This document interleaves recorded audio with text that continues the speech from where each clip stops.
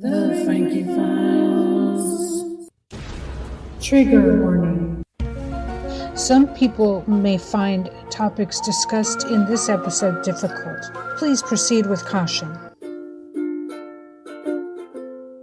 Hey everybody, and welcome to episode 26 of The Frankie Files. I'm Frankie, your host and your producer. This episode is for adult children of cults and those who'd like to know more about us. And it's kind of going to be intense, that's why the trigger warning is on, because this could be emotional and bring up some memories. Okay, so if you're not in the mood for that, save it for later. This episode is about telling your parents it's an opinion and it's my own story integrated into this essay. Telling your parents. At the point of telling your parents about your abuse in a high-demand religious order, cult, church, you're at an incredible catharsis point, a fire of purification not everyone lives through. Us cult kids are left to deal with serious issues that we never get to talk about because society doesn't want to hear about it. Sexual assault, contradictory social beliefs, strange ritual habits, scars, physical or emotional, unfounded fears, lack of financial knowledge, and other major handicaps such as menticide and beating down the ego to the point of devaluation. I cover some of this in episode 4, Intro to Adult Children of Cults, with several really good articles, so check that out too. One of the quotes from that episode's article says something about we carry out the vow of silence we were taught between ourselves and individuals and ourselves with the master versus our parents. The master or church leader breaks the bond of child to parent early as a matter of course, and the parent allows it as a show of devotion. It eventually becomes the parent offering their children up for sacrifice. The bond is then crushed. If you want to argue with me, I say no. This is from my experience, not a book. That child-parent bond is then broken as early as age 7 or, for some, for me, by the age of 12. Consciously, okay? From what I can track. The leaders told my mom in a threatening manner to let the master do unencumbered training with her children. This is a plan, and she must not interfere. Those who are in disbelief of this type of behavior, just picture a sports coach that tells the parent they'll shape the child's future into brilliance. Okay? Everybody knows that happens. Now picture that speech, but interject spiritual death to the parent if they interfere with the master's plan for their child. It happened to me. It's happened to millions of children, shaping their futures to serve one person, a religious criminal. There's a reason it took me so many years, 30-some years, to tell my mother about the grooming, dropping out of high school, and sexual abuse that went on for years. The cult makes sure we're so scared and humiliated into never telling our parents at the time of the abuse and swearing on our eternal life we would never tell anyone about the sex, quote, initiations, etc. Not telling our parents feels like one way to wrap the past up in a can and not have to deal with it when we leave to just go on with our lives. But while that may feel good and work for a while, it won't for very long. Mine took about 28 until it started really being unavoidable. I remember I had told a college friend in 89 or 88, a couple years after I left, and then never really again until about 2000. And then in 06, I remember telling a stranger at a counter, getting copies one day, and she was a therapist, just happened to be, and she asked me a couple of questions, and that's about it. I've basically kept a lid on it. So not until 2014 did the situation arise where I felt like I had to tell my mom. that I have no choice. I've been covering up for my issues with patches the best I could, but it wasn't exactly working or allowing me to be financially stable due to the things I had to dance around socially. One of the biggest things we have to deal with as cult kids is simply trust issues with people. Women, men, it doesn't matter. Because once you've experienced actual betrayal, not conspiracy theories, but actual conspiracy run on you to steer your life, that lays down fundamental trust issues. Par for the course. On top of that, one of the most dangerous things is having learned the way to be so secretive. Learning the skill of being secretive and living a double life creates a split in you. The ability to be so secretive, to remove yourself from society, is the first thing learned. Rules in the church, commune, or cult are separate from mainstream society. Living with this type of dissonance, going against our own instincts and nature, is something we have to undo later. Part of that undoing is the active shunning and betrayal of our own parents. It's required. Separating ourselves from our parents was extremely painful. It left us as our own parent, or a group of people we didn't know as our parent. People who didn't have our best wishes in mind, such as the leader. Not at all. We were prizes. We were only resources. Swallowing all of that can be confusing. We were made to believe our parents approved, when in reality, they didn't even know the truth of all that happened. The bitterness towards our parents is from the neglect as a result of cult demand. The money that never reached us was instead tithed. The whole system, which in a closed-in society has its own justice, which for kids just doesn't exist. Bitter punishment and abuse is what many experience at the hands of church leaders, and if not that, family separation and shunning. One of the very few things we can do for ourselves is to finally stand up to our parents. The act of standing up to our parents is confusing just in its idea at first. I'll speak from experience. I never confronted the idea in my own head that my mom was at fault. I didn't want to, because that's scary and infuriating. The idea of child neglect is hard to accept. Denial of this, shaming and blaming my own self is easier. Even though I was a kid, I was in no way able to make substantial choices from age 8 to 22. It's hard to accept that my mom didn't rescue me. This is a point of anger, of course. Well, it was. I've made peace with it now, and I've reconciled with my mom. But that wasn't the first step. I was victim shaming myself. I had to doubt the master first, who did my family so wrong. I had to doubt and turn against my groomers and the clergy who used me as a sex toy for years. I had to face the anger that my sister left that place without me. When she had an opportunity to get away, she did. The deep-seated anger with that then had to be faced. And I didn't need a therapist to do that. Sorry, guys. Often talking therapy mirrors the abuse scenario I was in. That's not the right thing for all of us. Confronting the dynamics of my abuse eventually landed me at parental neglect.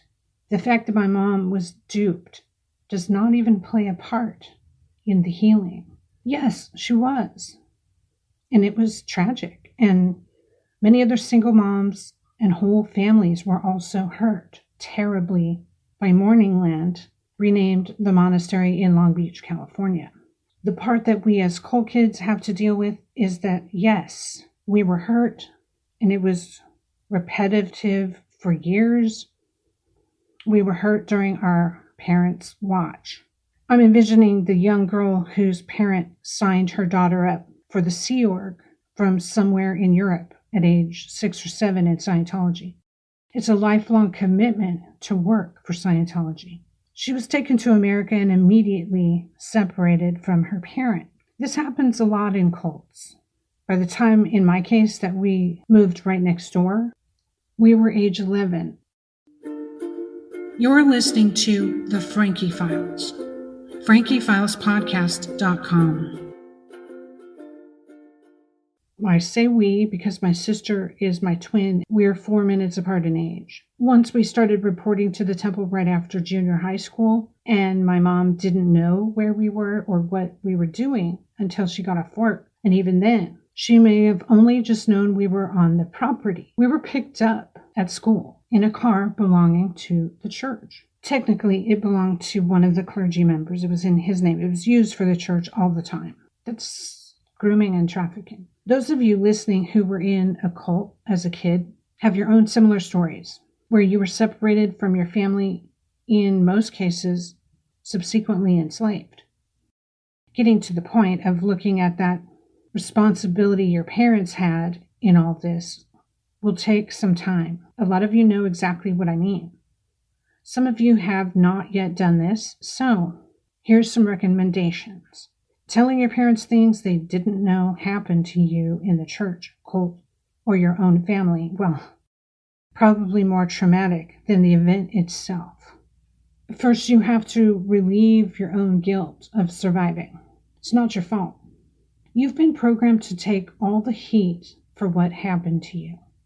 It's in everyone's best interest to shut you up. You've been shouldering all the blame, secrecy, and guilt, and not until you decide that it's not your fault will you get anywhere. Getting to that conclusion can be complicated, like coming out of a maze. The cult counts on you not getting there by the time the statute of limitations runs out. It's funny how long it took me. It took me 28 years.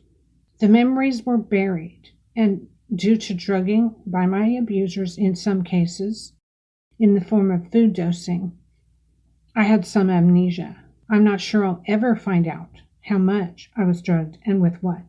When the memories started flooding back to me about multiple sexual abuses, I wasn't happy or ready. It's pretty upsetting, and it could have involved the date rape drug or other drugs that wiped out memory to make me complicit.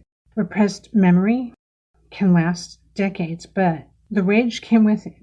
I didn't express it, but was being triggered by letters from my mom stating that I needed to forgive her. It was because of those letters that I decided to eventually tell my mom the secrets I had carried so quietly for 28 years. I had, with my twin, previously decided that telling my mom could kill her. We both agreed on this. We colluded to keep the secrets of our abusers. The only thing we could agree on, though we can't be in the same room for 20 minutes at a time, nor can we have discussions about the past, we agreed that if my mom found out about our sexual abuse, she may have some kind of breakdown or heart attack. I had no plans to talk to my mom, and this full story will be in my future memoir, but I'll hint at it here.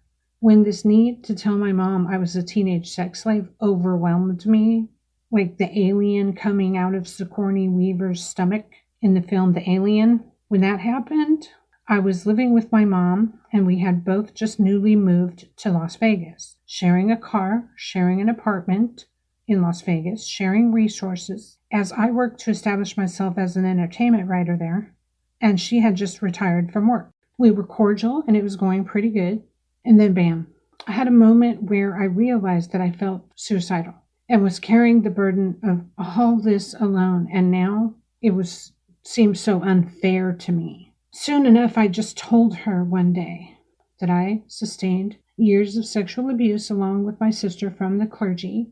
When I was a teen, I was a teenage sex slave. I was telling her as I was figuring it out myself. There was no one else present. What I never expected was indifference. It enraged me.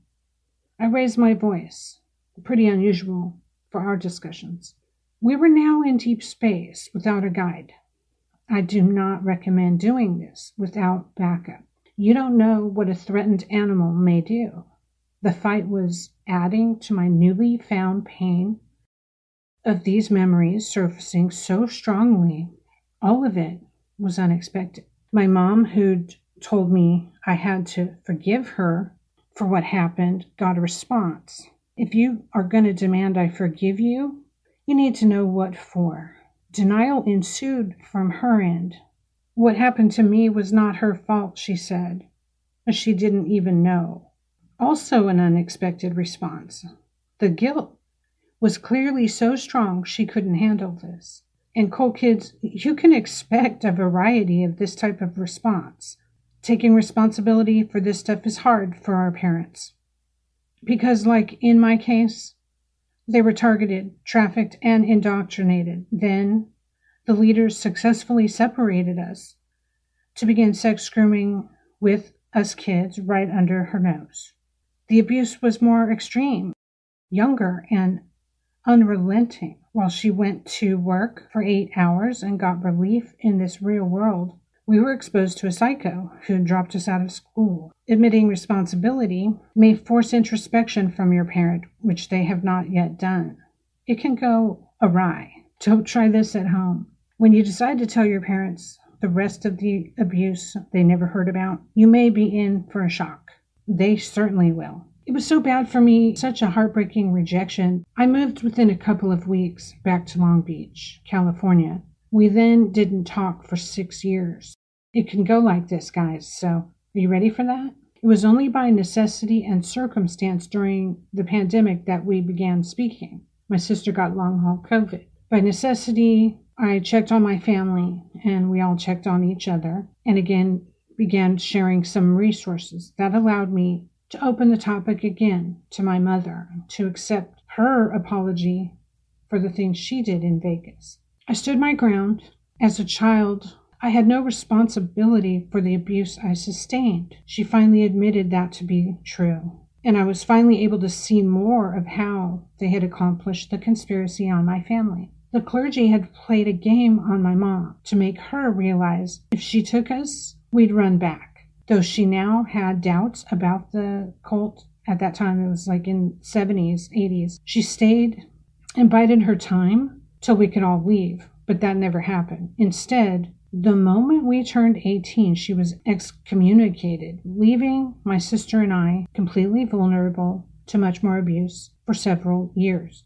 She was in a rock and a hard place, and then so were we. Telling our parents is the very beginning of taking control, switching from victim to survivor. At least it was for me. But many of us never get to that point, sadly. I read a news article during that time of a Catholic man who a priest had raped.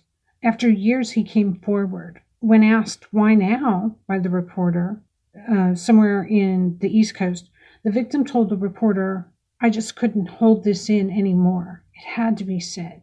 After all is said and done now, I'm glad I did it. I broke the glass." My mom had no idea what happened. I already knew that. I'm sure of this, too, because I saw the pure shock on her face. All her activism to expose the church, which she did for years, couldn't change what this clergy did to her little girls. It hurt to find that out. Her reflex was to say, "It's not my fault," when I was expecting hugs. The hugs never came. It was only years after my disclosure that we were able to finally go forward, and that she's been able to help me speak out. I'm one of the lucky ones. In my interview of Daniela M. Young, who survived Children of God, we discussed that pivotal moment when your parents begin to understand the abuse their child endured. We spoke about how difficult it is to tell your parent, in both our cases, our mom, and how we now have a friendship with that parent. But it's only because we stepped up and confronted our past. They didn't do it with us. This is hard to accept. It's often a can of worms the parent dreads opening simply due to their own overwhelming guilt with the partial knowledge of the abuse. So I challenge you, cult kids. You will never grow in this area until you tell them the unabashed truth. Plan it if you can, better than I did. Have a friend with a ride standing by with a place to go. Your parent may try to call you crazy or put a police 5150 hold on you for confronting them. They may tell police you could hurt yourself or others, and this goes on record. This one guy I was reading in discussion forums online, told his dad he had PTSD from stuff that had as a kid. And that's what happened. He called the police. You're listening to The Frankie Files. FrankieFilesPodcast.com. It's hard to admit our parents might not immediately be on our side. Even after all the neglect, there's still a little voice in our head that wants our parents. It's a fundamental need that was never met. Simply being supported by your parent or parents. It hurts a lot. It almost drove me crazy and to suicide. To realize I held such terrible secrets for 28 years, and when I got brave enough to tell the one who enabled it to happen to me, even though she didn't know it was going on, she was my guardian, she was my parent, the one who exposed me to these crazies by going to the church, it wasn't received well. I was gaslit. I was victim shamed, and it broke my heart. It's hard to face the fact that emotionally, you're the adult. You're the parent you never had. You're mature enough to talk about it at 40-something, and your parent is not. But hey, if you want something done right, do it yourself. If you want to heal, waiting for the person who neglected you as a child and allowed the abuse is probably not a good plan. If you're listening and haven't confronted your parents about your family secret, your sexual abuse, your trauma, I encourage you to be in reality and prepare for rejection. You're in a leadership position now, and you're doing this so you yourself can move on. Be prepared for the worst. Do it for you. You may be able to forgive your parent like I have, finally getting the apology from your parents that you always longed for. You may be able to solicit their help in exposing the cult and cautioning others. You may have the pleasure of simply being able to get to know them. They are funny, smart, and creative. That their heart was broken by all this too, just like you. So broken. Once all the defenses are down, you realize your fellow survivors, there's more life to live. It's by no means over, but you'll never get a chance to know your parents outside of this cult unless you give the conversation a try. Just leave room for the other person to catch up. It may take patience, but it's worth it. And most of all, the cult didn't succeed in forever separating you. That's a kick in their face, and it's worth the wait. Until next time. Follow me on Reddit at Frankie Tues and on Twitter at Frankie Tues for supplemental discussion. If you're feeling down and no one's there to actually talk to, there is someone to talk to. Call the suicide prevention hotline anytime. This will pass. Please know that many of us have survived these thoughts. Call the National Suicide Prevention Lifeline at 800-273-8255, anytime, day or night.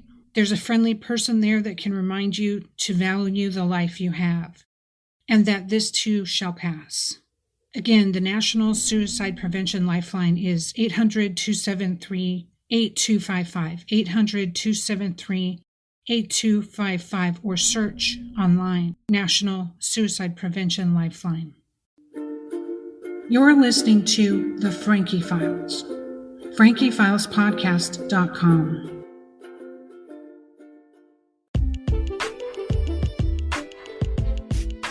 I'll be launching the use of a new hashtag, Occupy Cults. Occupy Cults certainly speaks for itself. It's time that we get the word out about the damage these cults do, financially, emotionally, psychologically, sexually, generationally. And that's part of what prompted me to begin speaking out. The hashtag Occupy Cults should be placed on anything you want the awareness raised on. I notified the press my list that I use, and I hope that it will help them find stories to raise the awareness and to disseminate this information even more widely than it is now. So check out the hashtag Occupy Cults. Wear it on a t-shirt. Chalk it on the neighborhood. Get the word out. Occupy Cults means just that. Pay attention to what's going on. Those survivors who are trying to speak out need your support. It's extremely difficult for us. So thanks for listening, and check out Occupy Cults, the hashtag.